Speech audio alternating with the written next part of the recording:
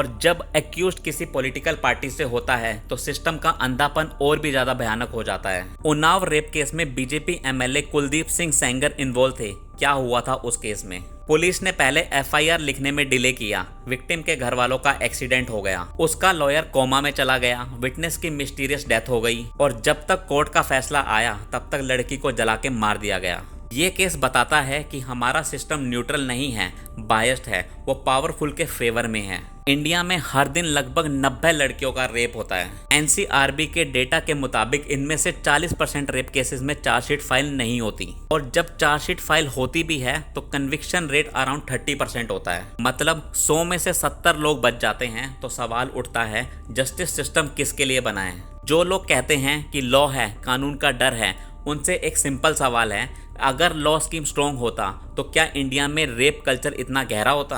और ये सिर्फ इंडिया की बात नहीं, ग्लोबली भी कुछ यही हाल है। यूएन की 2021 की रिपोर्ट के मुताबिक दुनिया भर के 60% से ज्यादा रेप विक्टिम कभी पुलिस के पास नहीं जाते और जो जाते हैं उनमें से सिर्फ 10% को एक्चुअल लीगल एक्शन मिलता है। मतलब प्रॉब्लम ग्लोबल है पर इंडिया में स्केल ज्यादा बड़ा है क्योंकि यहाँ पर लॉ सिर्फ पेपर पर लिखा गया है, इम्प्लीमेंटेशन उसका कभी होता ही नहीं। सवाल ये है कि क्या हमारी अप्रोच इतनी सीरियस है जितनी होनी चाहिए? क्या बाकी देशों से हम लोग कुछ सीख सकते हैं? फ्रांस ने 2018 में एक बिल पास किया जिसमें 15 साल से कम एज के सेक्सुअल एक्ट को ऑटोमेटिकली रेप माना गया है।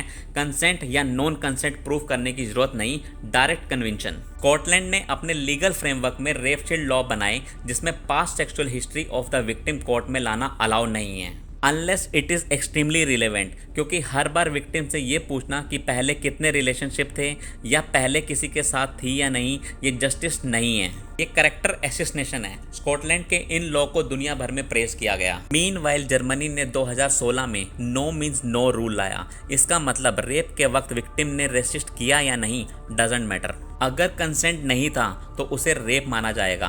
पहले जर्मन लॉ में रेप तभी माना जाता था जब विक्टिम ने एक्टिवली रेसिस्ट किया हो।